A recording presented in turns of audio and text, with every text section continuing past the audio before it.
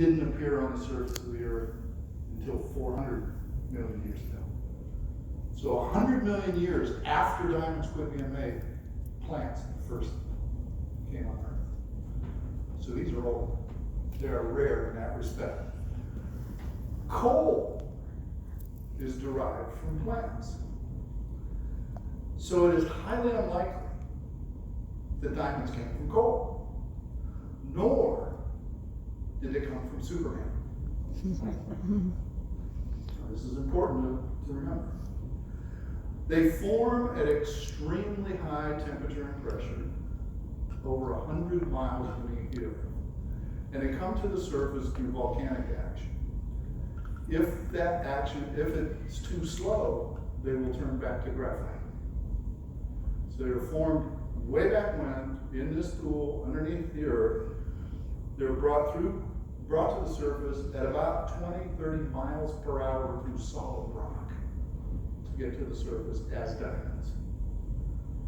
Okay, so they took between 4.6 billion and a half a billion years ago to form.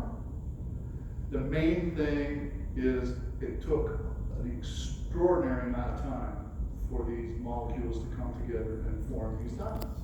And then they come to the surface relatively quickly. So the Earth has quit making a long time ago. The first diamonds were discovered in India 2,400 years ago as alluvial deposits. Now what that means is they weren't found at the source.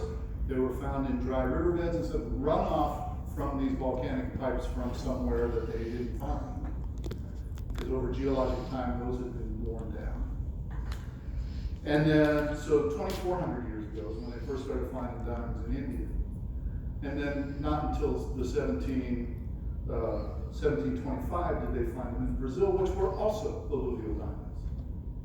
The first volcanic source diamonds they found ever were in South Africa in 1868.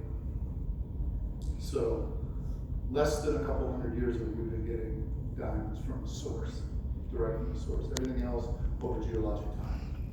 So that's some interesting tidbits about the origin.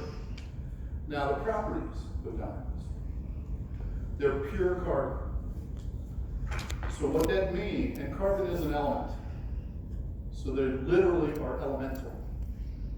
And it's a great term to understand. Carbon is the 15th most abundant element in the Earth's crust.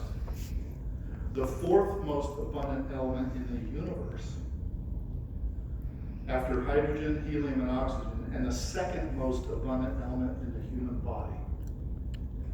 Carbon, in fact, is the basis of all life. Without it, life does not exist. Diamond is the hardest substance known to man and among the most stable. It bonds perfectly in a tetrahedron. And if you want to know what a tetrahedron looks like, if you go out in the atrium of the embassy suites, hanging up there, they got tetrahedrons I noticed this morning. Perfect examples of tetrahedrons hanging there. They form in, they most commonly form as habit in octahedrons, in dodecahedrons. So tetrahedron is 4-sided. It's the most stable thing you can even imagine. So you start with a point, and that means literally nothing. 2 points define a line, 3 points define a plane, and the 4th point defines a solid. You connect all those, you have a tetrahedron. If it's tight, the same distance between each. You can't theoretically come up with a solid more stable than that. So they form as a cube. So tetrahedron, cube, octahedron, and dodecahedron. There's something called the Platonic solids in geometry. Those are 4 of the 5. The only one that diamond does not form in is a isosahedron. That's interesting. So it goes back to the most basic forms of geometry. And then, of course, my favorite thing about diamonds in terms of properties is that rough diamonds are found in virtually every color of the rainbow. Other than sapphire, They come in more colors than any other gemstone. Diamond and sapphire, which is a lot of people don't know. Gem diamonds, in particular. Gem diamonds are only about 20% of all diamonds mined. And by the way, diamond is the most rare form of carbon. So graphite is much more common. Carbon, of course, forms molecules with all kinds of things, but as an element, it's the most rare form of carbon that there is. Because only diamond can cut diamond, they are exceedingly difficult to cut. The reason that diamond cutters exist, as distinguished from other gemstone cutters, is because they are so hard that the only way you can cut them is with other diamond, and you can only cut them in certain directions. So there's hard and soft directions within diamond, but diamond itself, on that scale of hardness from 0 to 10, 1 is talcum powder, 10 is diamond, 9 is here. So 0, 1, 2, 3, 4, 5, 6, 7, 8, 9, 10. Sapphire is not even close at 9. It's a scale of about 100 fold. But within that, there's different hardnesses. So it's difficult to cut them. Takes a lot of time. That's why I have all this time on my hands to sit and listen, think up all this kind of stuff. Mm-hmm. For a master diamond cutter who knows how to cut a diamond from start to finish, it takes about 8 hours to cut a 1 carat ideal cut diamond. For a machine, which there are automatic machines that can cut diamonds today, computerized, they can cut the top of a diamond in about an hour and the bottom of the diamond in about an hour. They can't get the finish like the human can because the machines do it mechanically. They don't look at the surface of the diamond, so they can't see if there's a polishing line or not. They do everything by chronometer, so it's all mechanical. Those machines that can take a diamond operator, a machine operator, can operate 16 of those machines at a time. And when the top is finished, for instance, a little red light will blink and they'll go and change it and go to the bottom. And so the machine operator will stand between 4 tables with 4 machines going on each table. And every time the red light blinks, go and change that, change that, change that. So the machine operator is basically following the bouncing ball. The diamond cutter is cutting a diamond, is sculpting a diamond. Okay, so very different processes. You can get a very standardized result out of the machine, but you can't get that touch that a diamond cutter. So the machines can produce 16 1-carat diamonds every 2 hours. They can produce 64 not 1-carat diamonds in an 8-hour shift. And one diamond cutter by himself can do one.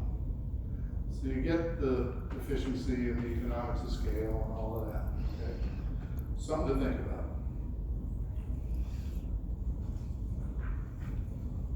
Alrighty, page 2. Cut of the 4 C's is completely, it's not independent, or how do I want to put this? Color, clarity, and carat weight are not mutually independent of cut. Cut affects the color, cut affects the clarity, and cut affects the carat weight of the diamond. It can make it brighter, it can make it bigger or smaller, depending on how it's cut. If it's cut too dark, if it's cut too bright. So cut affects the other 4 C's, the other 3 C's. Diamond is the ultimate recognition symbol. Diamond, the word comes from the Greek word Adonis, and that means invincible. And this referred to both its strength and its magical ability to ward off poison and other attacks. This was how the Greeks felt about that. In the 1st century AD, Pliny wrote, diamond is the most valuable, not only of precious stones, but of all things in the world. The Diamond Sutra is one of the most important texts of Buddhist faith. because it's the oldest surviving dated printed text in the world. Its main, it posits that something is what it is only because of what it's not. That's the gist of the Diamond Sutra. But it is the most sacred text of the Buddhist faith. In 1477, Archduke Maximilian of Austria commissioned the first diamond engagement ring for his fiancée. And that sparked a bit of a trend in European nobility. In 1947, De Beers marketed the classic slogan, "Diamonds Forever." The durability of the diamond conveyed a new meaning that marriage is forever. The diamond's purity and enduring beauty have now become symbols of commitment and love all over the world. Diamonds are the highest symbol of excellence in many rating systems, such as rankings for hotels and restaurants. They can also be used to reward the highest levels of achievement. Think Super Bowl ring. Finally, diamonds can keep us fit. If you wear diamonds, you'll look better. And if you look better, you'll feel better. And if you feel better, you'll live longer. So stay healthy, my friend. Okay, so